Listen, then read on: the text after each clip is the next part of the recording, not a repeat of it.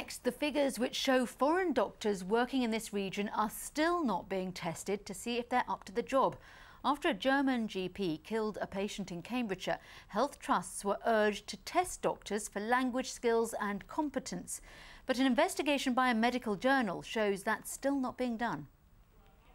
Dr. Daniel Ubani, confronted in June by the sons of the patient he killed. He'd injected David Gray with an overdose of morphine while working as an out-of-hours doctor.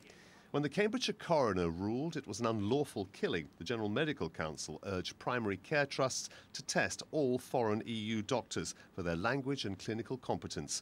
But today's survey shows they've tested fewer than a quarter of them. It's only a matter of time, I'm sure, before somebody else dies, and then what will their explanation for that be? Because they will be held responsible, surely, for a death if they have neglected their duties to make sure the doctor's clinically competent and can speak English. The Primary Care Trust in Cambridgeshire, the county where Dr. Ubani worked, has language tested a third of its overseas EU doctors. You need to be competent in English, you need to be able to speak the language. But the responsibility for deciding whether a doctor is able to work in this country rests with the Primary Care Trust, and these figures seem to suggest that primary care trusts are assessing those doctors differently. Because the survey found some primary care trusts don't test any doctors for language or clinical competence. Northamptonshire Teaching told us it's because they only draw from a regionally approved list of practitioners.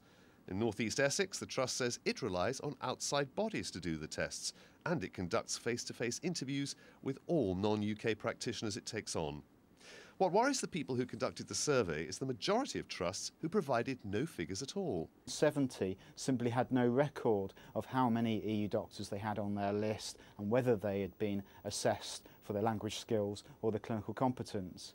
Now, you clearly cannot assure yourselves that your doctors can speak good enough English and are clinically competent if you don't know where they are, how many there are, and whether they've been fully tested. And 2.5 years after Dr. Ubani killed him, David Gray's family say lessons still don't seem to have been learned. John Cranston, BBC Look East. A 22-year-old local man has been arrested in connection with a sexual assault on the campus at Essex University. A woman reported being attacked in the early hours of last Thursday morning as she walked back from a nightclub. On Saturday, another woman from Colchester said she was assaulted by a group of men at the Students' Union. We want students to be aware of their personal safety. We want students to look after themselves, to look out for each other, to be vigilant, but there is no reason to feel scared or anxious, and the university is putting lots of extra support and security in place to make sure that students feel safe.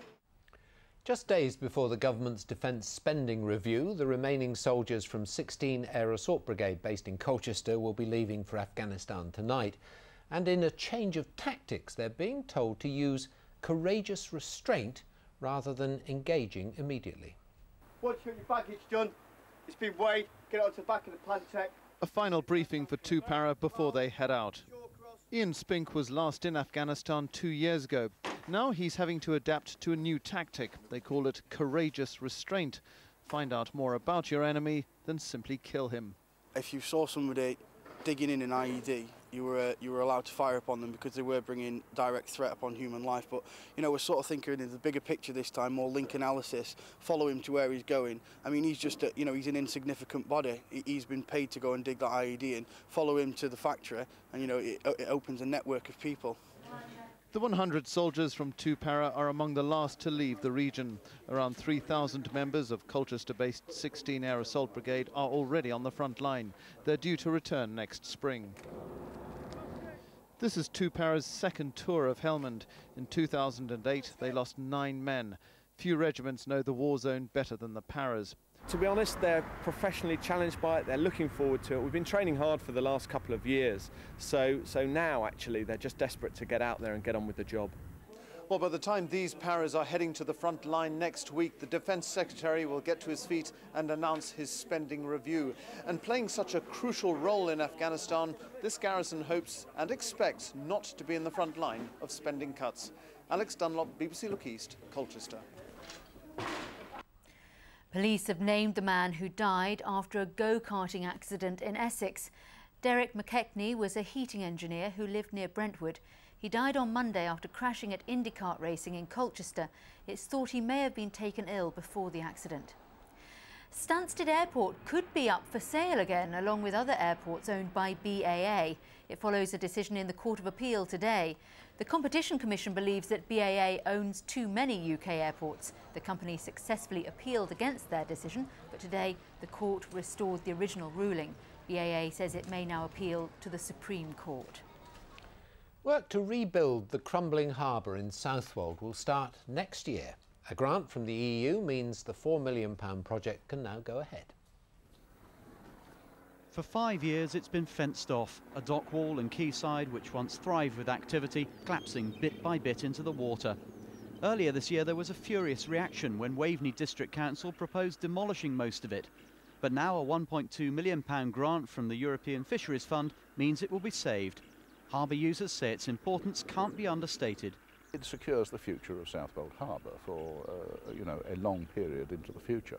It also means that other repairs and maintenance which have been put on the back burner can now be brought forward, and we can start bringing the harbour back into full use. In all, around £4 million will be spent. There'll be new facilities to encourage more fishing boats and leisure craft. All should generate revenue for a new trust which will run the harbour. We do know that there are fishing boats around that would like to use these facilities. We'll have a new ice house, refrigeration plant, bunkering for diesel, new crane, new obviously electrics, water and all the rest of it. And hopefully we'll keep the bollards, which are the only part of the wall that's worth saving at the moment and are a feature of it. Plans will be submitted soon. Construction work is due to begin next year. With the old wall perilously close to collapse, it's just as well. Richard Daniel, BBC Look East, Southwold.